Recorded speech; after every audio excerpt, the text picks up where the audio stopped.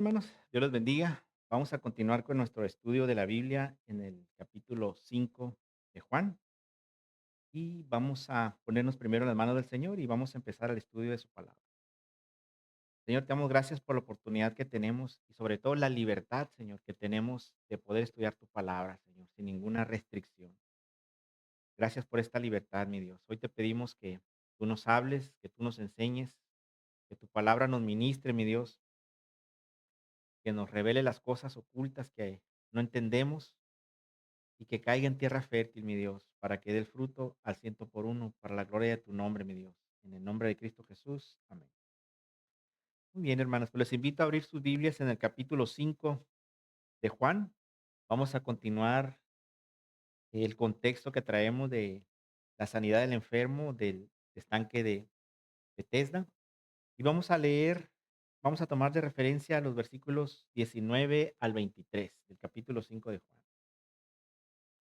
Dice la Biblia en el nombre del Padre, del Hijo y del Espíritu Santo. Respondió entonces Jesús y les dijo: de cierto os digo, no puede el Hijo hacer nada por sí mismo, sino lo que ve hacer al Padre. Porque todo lo que el Padre hace, también lo hace el Hijo igualmente. Porque el Padre ama al Hijo y le muestra todas las cosas que él hace, y mayores obras que éstas le mostrará, de modo que vosotros os maravilléis. Porque como el Padre levanta a los muertos y les da vida, así también el Hijo a los que quiere da vida, porque el Padre a nadie juzga, sino que todo el juicio dio al Hijo, para que todos honren al Hijo como honran al Padre. El que no honra al Hijo no honra al Padre que le envió. De contexto, hermano, pues tenemos el mensaje de la semana pasada, donde el pastor nos habló sobre la sanidad del enfermo de Bethesda. Y a manera de contexto, nosotros sabemos que la ciudad de Jerusalén en los tiempos bíblicos y previa a los tiempos de Jesús estaba amurallada. La ciudad de aquellos tiempos estaba amurallada por las invasiones y particularmente la ciudad de Jerusalén tenía puertas. Había la puerta del pescado, la puerta de las ovejas, había incluso una puerta exclusiva para tirar la basura. Y en el contexto bíblico tenemos la puerta de las ovejas. Y esa puerta estaba en la muralla que protegía a la ciudad de Jerusalén. Así que cuando se cruzaba esa puerta, en cuanto entraban cruzando la muralla, había una especie de alberca, ¿no? Era una especie de alberca, el estanque de Bethesda. Esa eran, todos los historiadores bíblicos se ponen de acuerdo y concuerdan más bien que eran dos estanques. Esos dos estanques tenían en sus perímetros, hermanos, tenían pasillos. La Biblia dice que eran 5 portales, es decir, dentro de las 2 albercas en sus perímetros había 5 pasillos, y esos pasillos tenían techos, y la Biblia los menciona que eran portales. Y y al ofrecer sombra, pues, había gente que estaba debajo de esos portales, y entre ellos, pues, el personaje que tenemos aquí, que es el enfermo. En medio, pues, de esa multitud que estaba esperando que el ángel viniera y moviera las aguas, pues, estaba esta persona. Pero él estaba en desventaja contra todos los demás porque era, por lo que entendemos en el contexto, una especie de paralítico, pues no podía moverse tan fácilmente para meterse al agua. Pero le llegó su día a ese personaje donde el Señor le ordena: levántate y toma tu lecho y anda, ¿no? Eso es algo del contexto de la predicación pasada. Ahora, pero dentro de lo que sucedió ahí, hay que recalcar algunas cosas que considero que son importantes. Eh, Dice la Biblia en el capítulo, versículo 2 dice: y hay en Jerusalén, cerca de las puertas de las ovejas, un estanque llamado en hebreo Betesda, el cual dice tiene 5 pórticos. Es importante mencionar, hermanos, que esa puerta era particularmente exclusiva para la entrada de ovejas. No era para cualquier ganado, no era una puerta para meter caballos ni vacas, era para puras ovejas. pero esas ovejas eran las que iban a estar destinadas al servicio del culto en el templo. Así que las ovejitas que pasaban por ahí, pues iban a ser sacrificadas. Entonces, esto nos da a entender que esa puerta estaba muy cercana al templo. Y estamos hablando del segundo templo. Así que entraban las ovejitas por esa puerta, pasaban un caminito y pasaban por un lado del estanque de Betesda, hermano. Algunos piensan que ese reservorio de agua pues era para lavar a los animalitos que no entraran impuros, porque el Levítico exigía que los animales del sacrificio tenían que ir puros, sin ninguna deficiencia física y pues lógicamente tenían que ir bien limpios, ¿no? Aunque la Biblia no aclara y no dice nada que en ese estanque se lavaban las ovejas, algunos piensan que muy probablemente esa era la función original del estanque de Betesda, de lavar a los animalitos para que después pasaran por otro pasillo y entraran por otra puerta especial al templo para que fueran sacrificados. Por alguna razón, bueno, el Señor quiso tener esa forma de obrar en su ciudad, porque ¿en qué otra parte, hermanos, encontramos una actividad de ese tipo donde baja un ángel cada cierto tiempo y a la acción de ese ángel sucede un milagro? Dice Juan que venía el ángel, tocaba el agua y los que veían el agua en la piscina veían movimiento en el agua y el primero que se aventaba era que recibía el milagro, ¿no? O sea, pensemos en eso, hermanos, o sea, cómo el poder de Dios origina todo eso y en qué parte específica del mundo se da. En ninguna otra parte de la Biblia se menciona una actividad como esta. Me viene a la mente cuando el general se zambulle 7 veces, ¿no? Pero fue él nada más. Pero ahí no, ahí dice la Biblia que el primero que entraba al agua recibía sanidad. Y pues podríamos deducir, hermanos, que en ese tiempo había mucha gente esperando la oportunidad de poder ganarle a todo el mundo y caer al agua, ¿no? Así que la puerta de las ovejas se llamaba así porque tenía esa función de ser el acceso designado para que las ovejas eh, fueran encaminadas hacia el templo para el sacrificio. Estos animalitos pues venían en manera de manada, eran rebaños que llegaban a eso. La Biblia, hay que hacer otra aclaración muy importante, hermanos, porque la Biblia no aclara que Jesús haya entrado por la puerta de las ovejas. También entraban personas por ahí, evidentemente, pero comúnmente eran las personas que llevaban a las ovejas. Y para poder comprender esto, hermanos, de por qué Jesús tuvo que entrar por ahí, vamos a imaginarnos el templo. De acuerdo a la Biblia, la entrada principal o la vista principal del templo estaba hacia el oriente, donde la Biblia dice que donde algún día el Señor va a cruzar esa puerta. A su costado izquierdo del templo estaba la entrada principal para todas las personas. Por ahí entraban todos los hombres y mujeres que querían participar de alguna manera en la actividad del culto. La parte trasera del templo era para las grandes autoridades, el gobernador, las grandes autoridades de la ciudad de ese tiempo. Ahora, entre la entrada sur del templo, hermanos, a la puerta de las ovejas había una gran distancia. No sabemos si Jesús entró por la puerta sur para el acceso al templo y después cruzó todo el patio del templo y salió por la puertita de las ovejas para entrar al estanque de Betesda. No sabemos. O tal vez entró por la puerta de las ovejas de la muralla y llegó al estanque de Betesda. No lo sabemos, pero sí es muy simbólico, hermanos, que Jesús haya entrado por la puerta de las ovejas, porque Él es la oveja igual que iba a ser sacrificada. Por ahí entraban las ovejitas al templo para ser sacrificadas y era un simbolismo también que Jesús entrara por esa puerta porque en un futuro Él iba a ser sacrificado como el Cordero de Dios. Así que los peregrinos, pues difícilmente, hermanos, iban a entrar por la puerta de las ovejas porque tenía destinado el acceso para otro tipo de personas. Pero lo interesante aquí, hermanos, es que esa persona que estaba ahí ya tenía 38 años esperando un milagro, ¿no? Imagínate, hermanos, 38 años, toda una vida esperando a que algo sucediera. Esa es la esperanza de las personas, hermanos, que no alcanzan a ver la luz actualmente de la gracia de Dios, que están esperanzadas a que algo suceda y se les está yendo la vida. Y no se dan cuenta que eso que están esperando, hermanos, ya está de libre acceso para todos nosotros. De repente llega Jesús y le pregunta: ¿quieres ser sano? Y él todavía no entiende y pregunta: ¿pero cómo? Si nadie me puede aventar al agua, llega alguien y me gana. Tan cegada estaba la mente o el corazón de esta persona que ni siquiera se dio cuenta, ¿no? Esta persona siempre estuvo dependiendo de algo. Entonces, hermanos, ¿qué estaba haciendo ahí esa persona si nunca le iba a ganar a alguien a meterse al agua? 38 años esperando a que alguien tuviera misericordia, ¿no? Esa persona estaba esperando a que alguien le hiciera algo, ¿no? Cuando en realidad tenía que tomar acción de otra manera.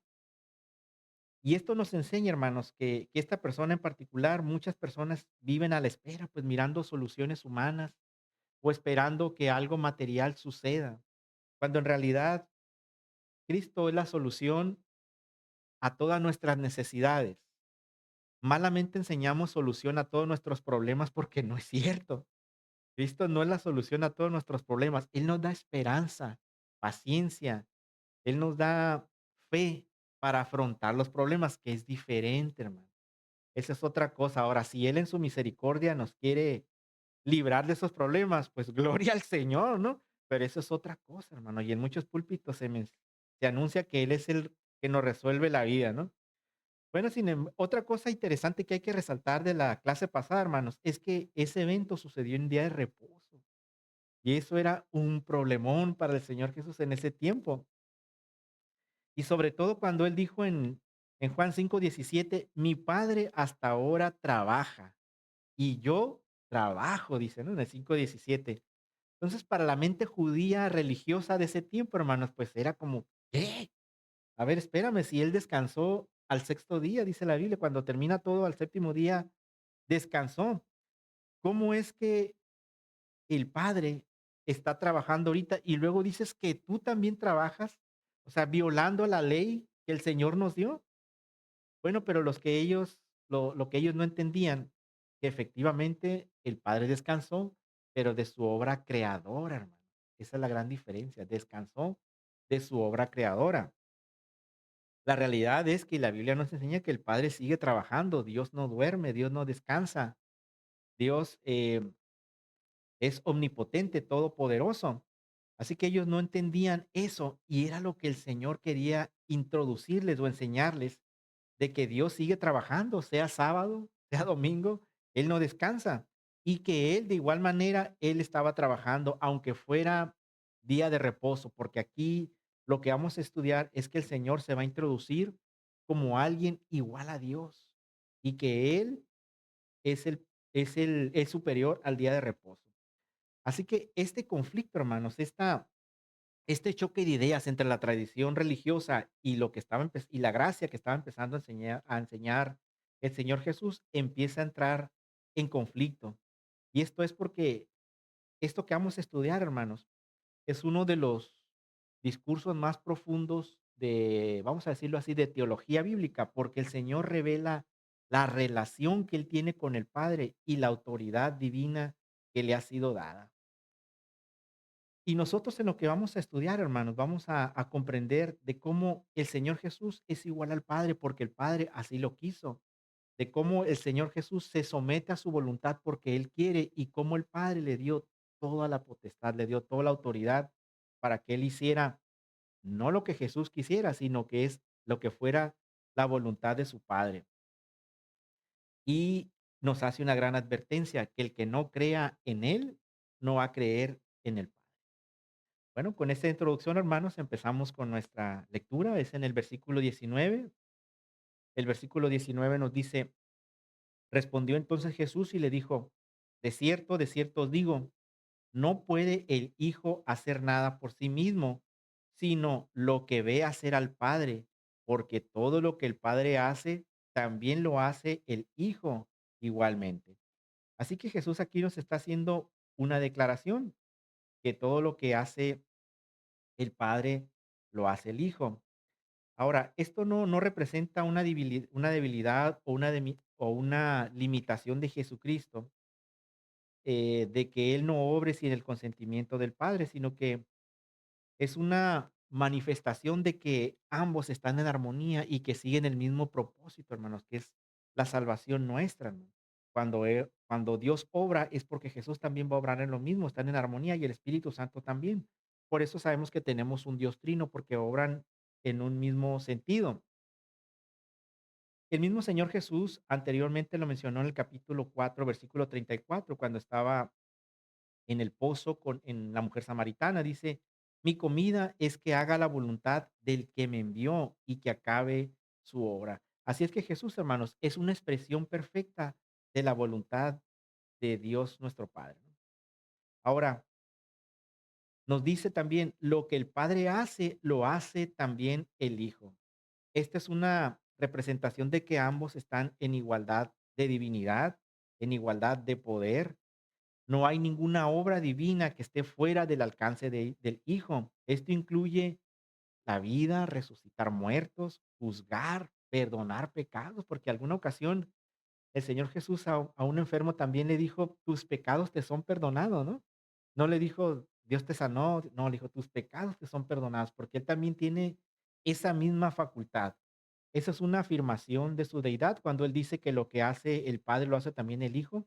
Es una afirmación de que Él es Dios, de que el Hijo hace también lo que hace el Padre. Entonces, ambos comparten la misma naturaleza. Y esto nos lo confirma Colosenses en el capítulo 1, versículos 15 y 16, que dice, al principio dice: "Él es la imagen del Dios invisible, el primogénito de toda creación, porque en Él fueron creadas todas las cosas". Así es que en el libro de Juan nosotros vamos a ver a Jesús sanando, a el Señor enseñando, a Él perdonando, y estamos viendo en Jesús a la persona del Padre, hermanos, personificado en una persona. Versículo 20. Porque el Padre ama al Hijo y le muestra todas las cosas que Él hace, y mayores obras que ésta le mostrará, de modo que vosotros os maravilléis. Bueno, ahora aquí tenemos que Jesús afirma que el Padre ama al Hijo, que es Él, y le muestra todas las cosas. El Padre ama al Hijo y le muestra todas las cosas que Él hace. El motor de esta relación, pues evidentemente es el amor que hay entre el Padre y el Hijo. No hay nada oculto entre ellos, porque el Padre conoce plenamente al Hijo. Mateo 11:27, hermanos, nos confirma esto. Dice: "Nadie conoce al Hijo sino el Padre, ni al Padre conoce alguno sino el Hijo, y aquel a quien el Hijo lo quiera revelar". Así que el ministerio de Jesús, pues, nace del amor, de un amor divino y un amor que viene del Padre, hermano. No perdamos el contexto, hermanos, que Jesús está en alguna zona del templo, no está en el estanque, porque el Señor había sanado al enfermo. Jesús le dijo: "No peques más". Y el hermanito este, pues, fue a decir: fui sanado", y le dicen las autoridades: "¿Pero quién te sanó? Es día de reposo. No te es lícito que cargues su lecho", pues, sería como su camilla, ¿no? No es lícito que cargues tu camilla, dice. Está prohibido porque es día de reposo. ¿Quién te sanó? No sé, dice, ¿no? Y se encuentra el Señor en el templo y le aclara, ¿no? Pero entendemos por los contextos que lo rodeó la gente, pero ¿cómo? Hubo un milagro, fue él, fue esa persona. Y se acercan los judíos a reclamarle, porque en versículos anteriores ya dice la Biblia que lo querían matar, porque aparentemente, bueno, más bien a los ojos de ellos Jesús estaba violando la ley. Ahora, dice: "Mayores obras que esta os mostrará". Hasta este momento, hermanos, ese es el tercer milagro documentado en la Biblia del ministerio de Jesús. El primero de ellos, pues, fue el convertir el agua en vino en la boda de Caná. El segundo fue la sanidad de un hijo del oficial del gobierno, y el tercero fue la sanidad de este paralítico. Pero todavía el Señor anuncia que hará milagros más grandes, como por ejemplo, darle vida a los muertos, que mucho más adelante viene, ¿no? La resurrección de Lázaro. El Evangelio de Juan es el único que lo documenta. El libro de Juan en el capítulo 11, bueno, esto lo menciona el libro de Juan en el capítulo 11, versículo 43, cuando dice: "Lázaro bien fuera, y el que había muerto había salido". Entonces, hermanos, imagínate esa escena donde el Señor sana a Lázaro, hermanos. La Biblia dice que el Señor se enteró que Lázaro había muerto. y no hizo nada, él esperó todavía algunos días, ¿no? Entonces, cuando él decide ir a la tumba de Lázaro, pues imagínate el aroma que ha de haber habido del cuerpo putrefacto, ¿no, hermanos?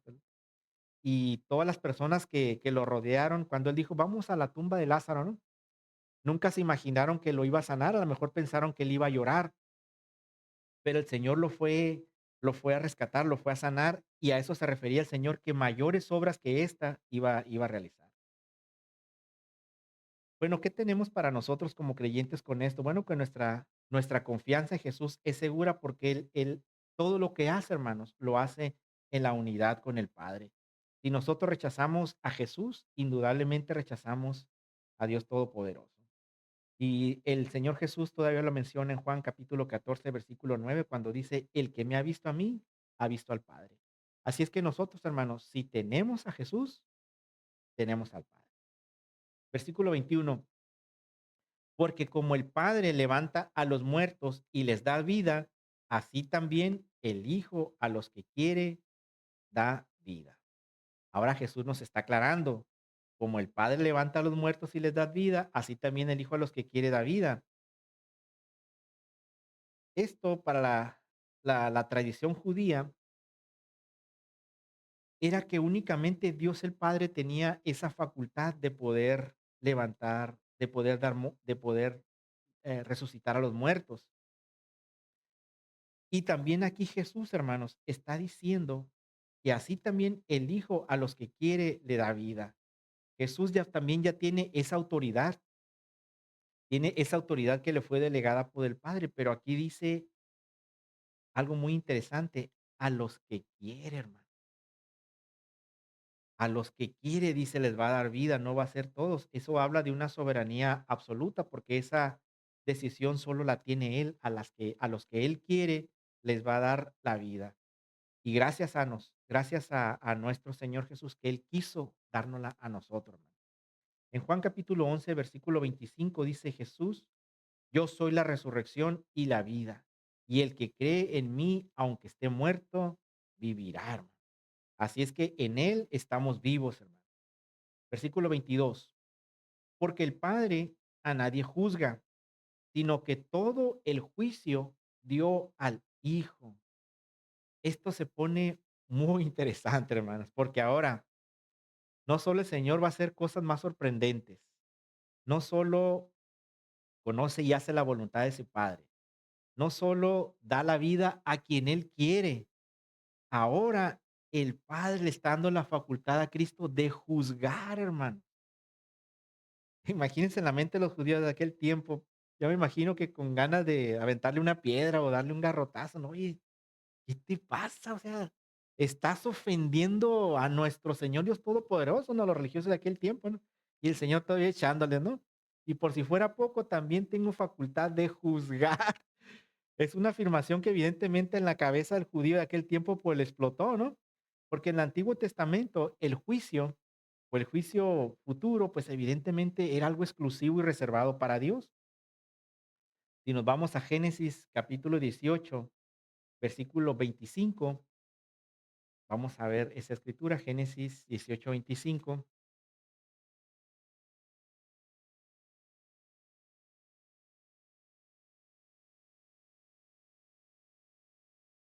Lejos de ti el hacer tal que hagas morir al justo con el impío y que sea el justo tratado como el impío, nunca tal hagas. El juez de toda la tierra no ha de hacer lo que es justo. Aquí menciona al Señor como un juez de toda la tierra. Y si nos vamos rapidito al Salmo 9 versículos 7 y 8.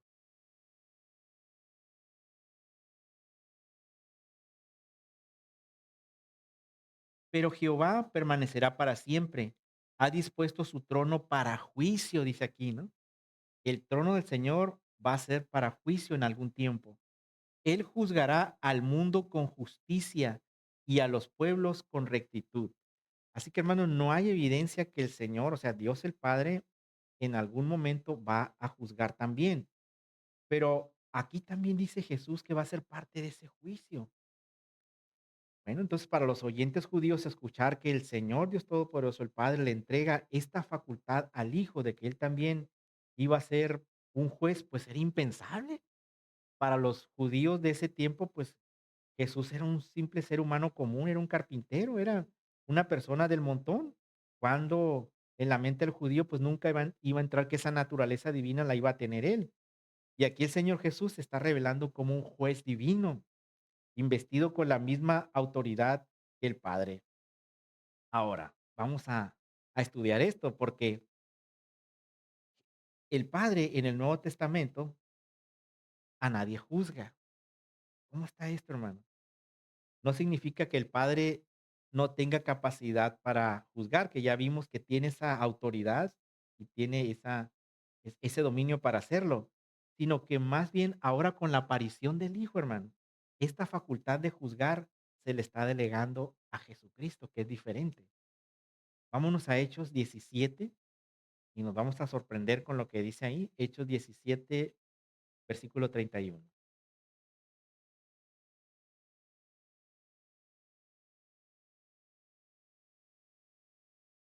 Por cuanto ha establecido un día en el cual juzgará al mundo con justicia. O sea, el Señor va a juzgar al mundo con justicia, pero dice, por aquel varón a quien designó, dando fe a todos con haberle levantado de los muertos. ¿Qué quiere decir esto?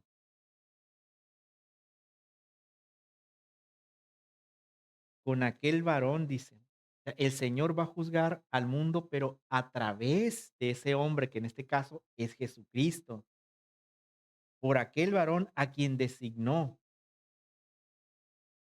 Bueno, aquí nos viene otras, a mí me asalta más bien otra pregunta. A ver, entonces, ¿el Señor Jesucristo va a ser el juez también, junto con el Padre? Y entonces, ¿cuál es la diferencia entre el tribunal de Cristo y cuál es la diferencia entre el juicio del gran trono blanco? Que son dos cosas diferentes, ¿verdad? Aquí nos queda muy claro que el Señor le está delegando a Jesucristo la facultad de juzgar. Eso está muy claro.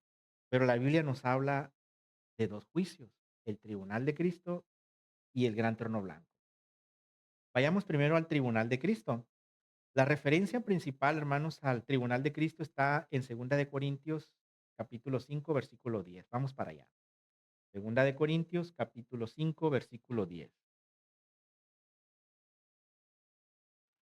Pablo está enseñando a los corintios y aquí menciona en el versículo 10, porque es necesario que todos nosotros comparezcamos ante el tribunal de Cristo para que cada uno reciba según lo que haya hecho mientras estaba en el cuerpo, sea bueno o sea malo. Ahora, comprendamos, hermanos, el contexto. Aquí el apóstol se está dirigiendo a una audiencia cristiana. Por lo tanto, nosotros entendemos que ese tribunal va a ser exclusivo para hijos de Dios. Y el apóstol recalca que el resultado de ese juicio es que vamos a recibir algo cada uno de nosotros de acuerdo a lo que hayamos hecho en esta vida, sea bueno o sea malo. ¿Qué es lo que vamos a recibir, hermanos, en ese juicio? Pues el galardón, ¿no? Las coronas, de lo que menciona también Apocalipsis, pero aquí está condicionado, dice, sea bueno o sea malo. Eso quiere decir que de acuerdo a lo que hizo cada uno, le va a ser entregado ese galardón, ese galardón. Pero a ver, hermanos, ¿qué no se supone que la vida eterna no es por obras? Y aquí dice que vamos a recibir de acuerdo a lo que hayamos hecho cuando estábamos en el cuerpo, y sea bueno o sea malo. Es decir, que en este tribunal de Cristo, de alguna forma, vamos a ser juzgados de acuerdo a nuestras obras. Entonces, no que es por gracia, pastor. Como que nos confunde un poquito, ¿no? Pero vamos entendiendo los contextos. Esto es, el juicio del tribunal de Cristo es para galardonar a sus hijos, hermano. No es para condenación. En este tribunal se va a juzgar las obras que hicimos como hijos de Dios, sean buenas o sean malas, y de acuerdo a ese resultado, el Señor va a determinar los galardones o las coronas que nos va a dar. Eso es muy diferente, hermano. Está dirigido a los creyentes, no es para condenación, porque Dice Romanos 8:1 que ninguna condenación hay para los que están en Cristo Jesús.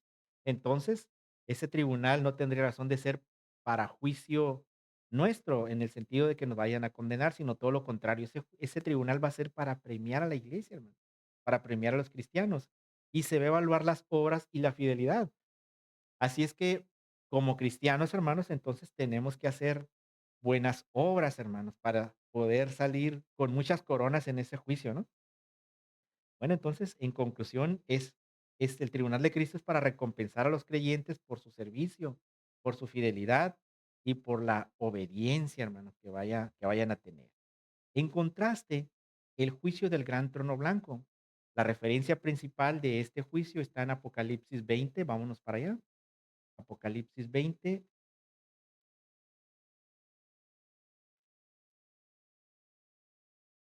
del 11 al 15.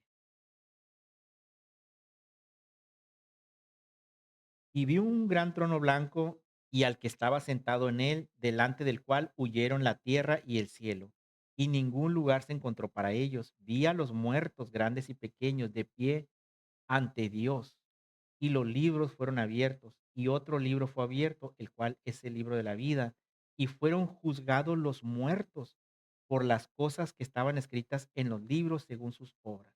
Y el mar entregó los muertos que había en él, y la muerte y el Hades entregaron los muertos que había en ellos. Fueron juzgados cada uno según sus obras. La muerte y el Hades fueron lanzados al lago de fuego. Esta es la muerte segunda, y el que no se halló escrito en el libro de la vida fue lanzado al lago de fuego. Aquí está la gran diferencia, porque ahora aquí otro grupo de personas va a ser juzgado, pero para condenación, hermanos. Los que vayan a estar en este juicio ya no tienen perdón, hermano, de acuerdo a lo que estamos viendo aquí. Más bien es para que reciban sentencia, no más que un juicio, ¿no? En términos prácticos. Ahora, en el versículo 11 dice: "Y vi un gran trono blanco, y al que estaba sentado en él, delante del cual huyeron la tierra, el cielo, y ningún lugar se encontró para ellos".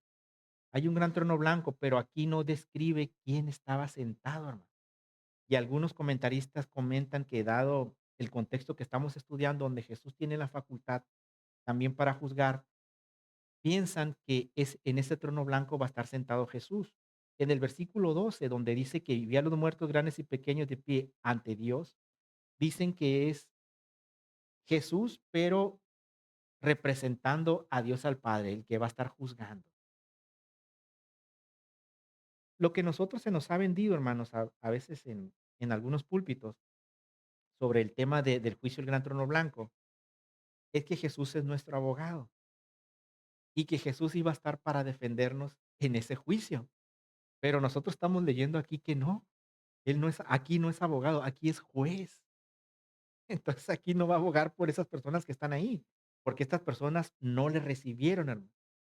Él ahorita es el abogado, ahorita. En ese tiempo ya no es abogado, aquí ya es juez. Y ahí la cosa ya se pone muy complicada, ¿no? Bueno, entonces, ese juicio va a ser para los incrédulos, los que no creyeron, y muy probablemente si se trata de un milenio terrenal, va a ser después de que este milenio suceda. En Hechos 10:42 dice: "Él es el que Dios ha puesto por juez de vivos y muertos". Es decir, en toda forma de juicio, tanto para creyentes, como ya vimos, el el tribunal de Cristo, y para no creyentes, en un presente y el futuro, el Señor Jesús va a ser el juez en ambos juicios. Así que para todo juicio, sin excepción, aparece el Señor Jesús. Vámonos al versículo 23, hermano. Para que todos honren al Hijo como honran al Padre. El que no honra al Hijo, no honra al Padre que le envió. Este es otro gancho al hígado para los judíos. O sea, aparte todavía de que va a ser juez a nivel de Dios, dice el Señor: "Así como ustedes le dan todo el reconocimiento a Dios al Padre, me lo tienen que dar a mí". Imagínate, hermano, la expresión del sumo sacerdote que me imagino, pero ¿quién te crees tú, no? O sea, ¿cómo? O sea, ¿nos vamos a postrar delante de ti también? ¿Te vamos a ofrecer sacrificios a ti también? Sí. Era una afirmación escandalosa, pero Eso era lo que Jesús estaba diciendo. En el Antiguo Testamento, pues evidentemente toda la honra y toda la gloria le pertenecían a Dios. Isaías 42:8 dice: Yo Jehová, este es mi nombre y a otro no daré mi gloria. Isaías 48:11 dice: Mi gloria no la daré a otro. Y pensar que lo que dice Jesús aquí, que merece la misma honra que el Padre, Jesús se coloca al mismo nivel de Dios mismo. Y evidentemente para los líderes judíos de ese tiempo, pues esa era una total blasfemia, ¿no? Jesús aquí se presenta como no solo como un enviado, sino como un mismo Dios, a nivel de Dios. En primera de Juan 2:23 dice: Todo aquel que niega al Hijo tampoco tiene al Padre. El que confiesa al Hijo tiene también al Padre. Juan 15:23: El que me aborrece a mí, también a mi Padre aborrece. Filipenses 2:10 dice: Para que en el nombre de Jesús se doble toda rodilla. Y al final del 11 dice: Y toda lengua confiese que Jesucristo es el Señor, para la gloria de Dios Padre. Así que, hermanos, en lo que estamos analizando hasta ahorita, estamos escuchando el discurso de cómo Jesús está afirmando su divinidad y sus facultades. Y ahorita hay muchas tendencias religiosas, hermanos, que no lo reconocen como Dios. Y aquí el Señor dice que si no honran al Hijo, que si no lo honran a Él, tampoco honran al Padre. Y si eso no sucede, pues estamos perdidos.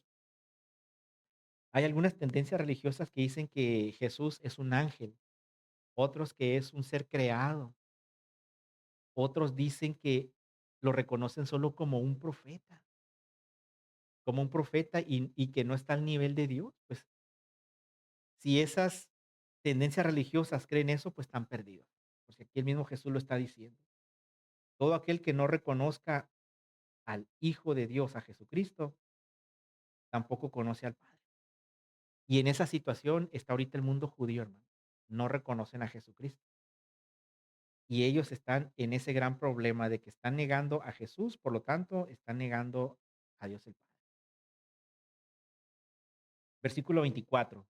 De cierto os digo, el que oye mi palabra y cree al que me envió, tiene vida eterna y no vendrá a condenación, mas ha pasado de muerte a vida.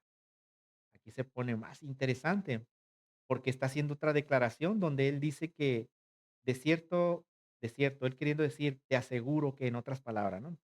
Y él aquí, el Señor Jesús nos empieza a revelar lo que nosotros entendemos que es el corazón del evangelio, hermano. Porque aquí nos dice, el que oye mi palabra, es la primera recomendación. Sabemos muchas cosas sobre el oír, ¿no? ¿Qué hemos escuchado sobre el oír de la palabra de Dios? Que la fe, o sea, nuestra fe se desarrolla, nuestra alma, nuestro espíritu se conecta con el Creador por el oír su palabra, el primer paso. Y después dice, creer al que me envió tiene vida eterna. Eso es el corazón del Evangelio, hermanos. Escuchar la voz de Dios a través de su palabra. Y segunda, creerle lo que ahí dice. Si nosotros hacemos estas dos acciones, creer, perdón, escuchar y creer, tenemos la promesa de Jesucristo en nuestra vida, tenemos la promesa de la vida eterna. Eso es lo que estamos haciendo nosotros. Nosotros escuchamos y creemos el mensaje de Jesucristo. Habrá personas que escuchen el mensaje. Muchas personas escuchan el mensaje, conoce la Biblia, sabe de la existencia de un Dios poderoso, pero no creen. Al final, no creen que deben de tener fe en este libro, hermano. Y repito, esto es el corazón del evangelio, hermano. Esto es lo que Jesús quería que aprendiéramos, que al escuchar y creer su palabra, esto nos va a conducir a la vida eterna. Y esto no se trata de un ritual, de algo mecánico. Esto es algo espiritual, esto es algo donde interviene el Espíritu Santo directamente con nosotros. Y esto es algo que nosotros lo entendemos porque el Espíritu Santo habla a nuestra conciencia, no en cambio como en otras religiones, hermanos, que es mecánico. Y que mucha gente se va de rodillas a la parroquia, o de que todos los viernes en la tarde tengo que rezar de cierta manera. Es algo mecánico. No están escuchando la voz de Dios, que no debe ser así, porque esa adoración debe ser de corazón, de acuerdo a lo que nos enseñó Jeremías. Y lo confirma lo que dice el Jesucristo, que aparte de hacerlo, lo tenemos que hacerlo creyendo, y con eso tendremos la vida eterna. Romanos 10:17 dice: "La fe es por el oír, hermano, ¿no? Y el oír por la palabra de Dios". Y Jesús lo subraya en esta afirmación que está haciendo, que tenemos que escuchar su palabra, escuchar su voz y creer que Dios lo envió a él en su representación, hermano. Así que la condición para la vida eterna está muy simple, hermano, y está explicada en 2 verbos clave: oír y creer, así de simple. Juan 6:29 dice: "Esta es la obra de Dios, que creáis en el que me ha enviado". Así de simple. El camino a la vida eterna pasa por escuchar a Jesucristo y confiar que Él fue enviado por Dios. Así de simple. Versículo 25. De cierto os digo, viene la hora, y ahora es, cuando los muertos oirán la voz del Hijo de Dios, y los que la oyeren vivirán.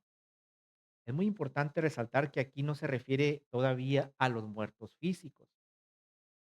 Esto se va a aclarar en los versículos que vienen, sino aquí se refiere Jesús a los muertos espirituales, a todos aquellos que viven alejado de Dios, los que están en pecado, los que están sin Jesús en su corazón, los que están en una muerte espiritual. Efesios 2, versículo 1 dice: Él os dio vida a vosotros cuando estabais muertos en vuestros delitos y pecados. Así que el Señor está haciendo una afirmación aquí de que los muertos espirituales, las personas que estaban ciegas, espiritualmente hablando, ahora pueden abrir los ojos. Los muertos espirituales pueden resucitar cuando escuchan la voz del Hijo de Dios. Y Juan nos dice más adelante, haciendo mención a los pastores de ovejas, ¿no? Que las ovejas escuchan su voz y lo siguen, hermano. Y nosotros estamos aquí porque hemos escuchado su voz y lo estamos siguiendo, hermano. No todos reciben, pues evidentemente, la vida eterna de manera automática con ver y creer, sino que es una vida que se va cosechando y se va madurando, hermanos. Muchas personas en las campañas evangelísticas escuchan el evangelio, se arrepienten, hermanos, como dice la Biblia: "Cree y arrepiéntete", y creen en Dios, pero con el tiempo, muchas de esas personas de las que se convierten 300, 400 en las megacampañas, muchas de ellas ya no vuelven, y eso es porque vivieron una emoción. Tuvieron una emoción y no tuvieron realmente un encuentro real con Dios. Esas personas son como la parábola donde cae la semilla en piedras, o donde cae en arena o en espinas, en donde no crece la palabra, no se desarrolla. Y eso es porque la persona, hermanos, no está queriendo aceptar la representación de Dios en su Hijo, que es Jesucristo. Versículo 26. Como el Padre tiene vida en sí mismo, así también ha dado al Hijo el tener vida en sí mismo. El Señor Jesús le sigue dando varias enseñanzas teológicas a los judíos de ese tiempo, a los maestros y a los doctores de la ley. Aquí está introduciendo otro término. Aquí dice que el Padre tiene vida en sí mismo, hermano. ¿A qué se refiere con eso? Aquí el Señor está dando a entender que el Padre, que Dios tiene vida en sí mismo, es decir, que Él es autosuficiente. Es decir, nuestro Dios el Padre, Él no duerme, Él no necesita comida, Dios no necesita respirar, Dios no necesita descansar, no depende de nada ni de nadie, pues Él es Dios. Nosotros como humanos, como creación suya, no somos autosuficientes. Dejamos de tomar agua y nos morimos. Dejamos de comer, nos desmayamos. Dejamos de tener minerales en los alimentos, nos enfermamos.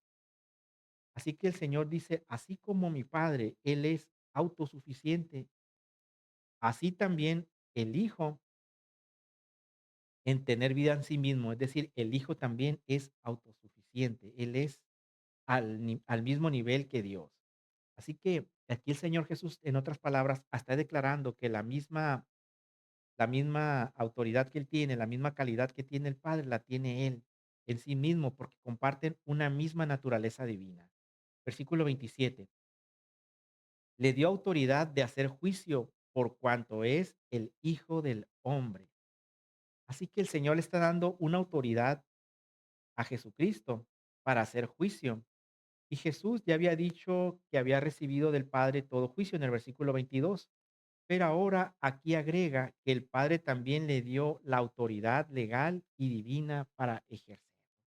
Eso lo comprueba el Señor Jesús cuando resucita, cuando se le presenta a sus discípulos y que les dice, toda potestad me es dado en el cielo y en la tierra. O sea, está al nivel de Dios. Ahora, es importante recalcar, dice que le dio autoridad de hacer juicio.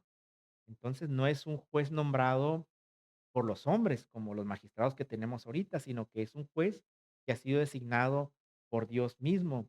Lo que llama la atención aquí, hermanos, es que introduce por primera vez, bueno, al menos en el Nuevo Testamento, el título de el Hijo del Hombre. Y Jesús se presenta aquí como el Hijo del Hombre, y pues es un título que tiene bastante significado porque tiene que ver con humanidad. Oye, pues Dios no es humano, pero el Señor vino como humano. Es lo que está dando a entender por acá. Y al ser humano, pues evidentemente se identifica con nosotros, conoce en propia carne nuestras luchas, nuestras tentaciones, nuestras necesidades. Y con relación a este título de Hijo del Hombre, hay una profecía en Daniel. Vámonos a Daniel capítulo 7.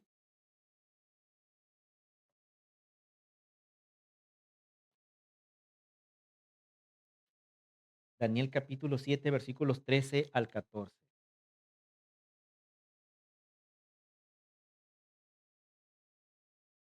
Miraba yo en la visión de noche, y he aquí con las nubes del cielo venía uno como hijo de hombre, dice aquí, que vino hasta el anciano de días y le hicieron acercarse delante de él.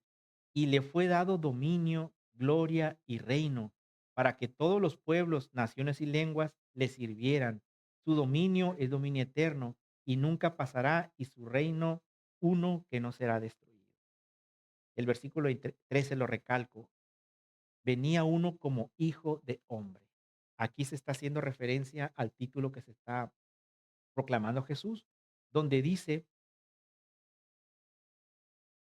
que vino hasta el anciano de días. Y nosotros entendemos que ese anciano de días, pues es Dios el Padre, hermano, ¿no? Así que desde allá viene esa profecía y aquí el Señor Jesús la estaba cumpliendo, por cuanto es el Hijo del Hombre. Versículo 28. No os maravilléis de esto, porque vendrá hora cuando todos los que están en los sepulcros oirán su voz. Aquí Jesús está anticipando, diciendo, no se sorprendan, porque aquí en el versículo 28, a diferencia del 25, aquí ya está hablando de los muertos que van a resucitar, a los muertos físicos. Aquí todos esos muertos físicos van a escuchar su voz, tanto creyentes como incrédulos, injustos como injustos van a experimentar la resurrección. Y eso nos lo confirma Primera de Tesalonicenses 4:16, donde dice, el Señor mismo, con voz de mando, con voz de arcángel y con trompeta de Dios, descenderá del cielo, y los muertos en Cristo resucitarán primero. Vamos a ser privilegiados. Finalmente, el versículo 29, y los que hicieron lo bueno saldrán a resurrección de vida, mas los que hicieron lo malo a resurrección de condenación. Así es que los que hicieron lo bueno van a resurrección de vida, pero lo malo al gran juicio del trono blanco. Así que Juan nos está diciendo que la verdadera buena obra para nosotros, pues, es oír y creer en Jesucristo.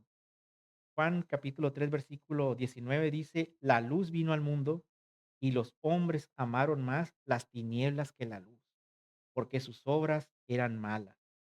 Estas personas también van a resucitar, o sea, los que hicieron las obras malas, pero van a enfrentar el juicio eterno y la condenación eterna, en donde el Señor Jesús va a estar facultado para juzgar a esas personas.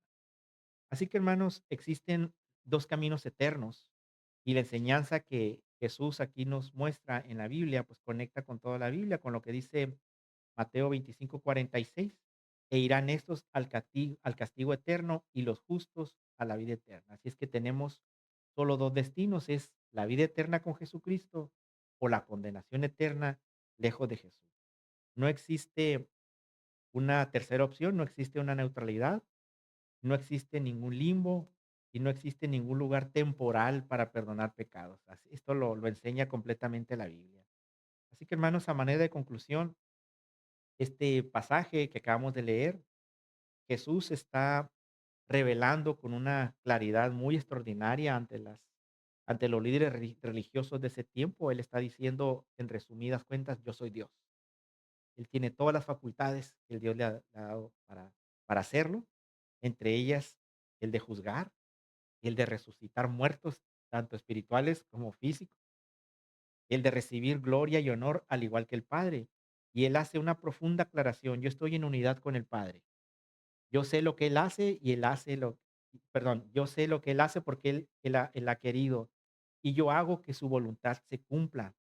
Y Jesús él es el dador de vida, por eso fue enviado al mundo para darnos esa salvación, hermanos. Así que, mis hermanos, esto es muy interesante porque Él se presenta como Dios por primera vez en lo que estamos estudiando la narrativa bíblica de Juan. Y eso le va a ocasionar muchos problemas a partir de ahí, ¿no? Porque Él, aparte de que está rompiendo la ley, porque él es el Señor del sábado y está enseñando sobre eso, de que es más importante ser justos que ser religiosos, en el sentido de que si pasa algo en sábado, pues yo tengo que obrar de tal manera, pero él ahí nos está dando a enseñar que no fuéramos hipócritas, de darle más valor a algo mecánico que a una necesidad real. Así que, mis hermanos, es muy interesante lo que nos enseñan estas escrituras. A mí me llama mucho la atención lo del paralítico y no dejo de pensar en eso, ¿no? Casi 40 años tirado, esperando un milagro de Dios, hermano. Por ahí en los años 80, hubo como una, no una moda, una especie de tendencia, ¿no? Donde la gente afirmaba que la Virgen se aparecía en las ventanas de las casas, no sé si recuerdan eso, ¿no? Porque había un reflejo en las ventanas y la gente se lo atribuía, pues, a que era algo divino, ¿no? Y un chorro de gente afuera de las casas viendo, ¿no? Otra persona que vio en el vidrio templado del horno de su casa que se formó algo curioso y afirmaba que era la Virgen que se había aparecido, ¿no? Hace como 5 años en el Senado, o 10, no recuerdo, en el hospital, ¿no, pastor? No sé si recuerdas eso, ¿no? También decían que ahí había una figura curiosa y que se atribuía algo de divinidad, ¿no? Y eso nos habla, pues, que la gente tiene necesidad de creer en algo, tiene necesidad de depositar la fe en algo. Así como ese paralítico, pues, sabía que algo iba a suceder y tenía fe de que el primero que caía en el agua, pues, iba a ser sanado. Pero, pues, él no podía, pues, estaba de alguna manera estaba cegado, pues, en lugar de poner su fe en Dios de otra manera, estaba esperando a que tal vez alguien lo aventara al agua por misericordia, ¿no? Y así la gente de este siglo, hermanos, de estos tiempos, está buscando creer en algo, pero están buscando en las fuentes equivocadas. Se están yendo a las fuentes que no son las que el Señor puso, que es su palabra, y tan fácil que nos la pone como de acuerdo a lo que estudiamos hoy, que es oír y creer, así de simple, hermano. Y la gente ahí está esperando sus 38 años, postrada, con necesidad, enfermas, esperando a que alguien venga y le hable sobre que lo único que necesita es escuchar y creer para que venga la solución a su necesidad espiritual, sobre todo, ¿no? Que es la salvación. Una vez obtenida esa salvación, nosotros sabemos que no se pierde. De acuerdo a lo que hemos estudiado, la salvación no se pierde. Y si alguna persona lo llega a perder, es que nunca fue cristiana, hermanos. Esa es otra gran realidad. Pero la Biblia nos enseña que la salvación no se pierde, hermano. Si nosotros oímos y creímos, estamos seguros en Él, de acuerdo a lo que estudiamos hoy. Y por lo tanto, algún día vamos a ser galardonados y ojalá que con muchas coronas, ¿no, hermano? De acuerdo a lo que estudiamos. Muy bien, hermanos, pues quiero pedirles que en su lugar inclinen su rostro y vamos a orar, Señor. Señor, te damos gracias por tu palabra. Nosotros creímos en ti, seguimos creyendo, Señor. Escuchamos tu voz como tus ovejas de tu prado y decidimos creer, Señor. Creer que esa voz venía de Dios a través tuya, mi Dios. Nosotros confesamos que tú eres Jesús, el Señor y dador de la vida, que tú eres la representación del Padre, que tú eres quien cumple la voluntad de Dios, que tú moriste por nuestros pecados y que tú eres el Señor. Reconocemos que tú eres el Señor de nuestra vida, Señor. Y sabemos que algún día, Señor, estaremos delante de ti en ese tribunal tuyo, Señor, para recibir lo que nos corresponde. Te pido por la vida de mis hermanos, Señor, los que están aquí presentes, los que no están, que tú también, Señor, traigas al corazón de cada uno de ellos y al nuestro, Señor, estas dos palabras que es oír y creer. Que esto siempre lo traigamos en mente, mi Dios, que siempre tengamos en nuestra conciencia que tú nos vas a juzgar en algún tiempo, Señor, en algún día, y que siempre estemos conscientes que tú eres la representación de Dios, pero que ahorita tú nos estás esperando con los brazos abiertos, Señor, no en un juicio, sino en un amor manifestado en ti, en el amor del Padre que viene con el Hijo. Muchas gracias por ese amor que nos tienes, Señor, y te pedimos que nos sigas enseñando tu palabra. En el nombre de Cristo Jesús, Señor.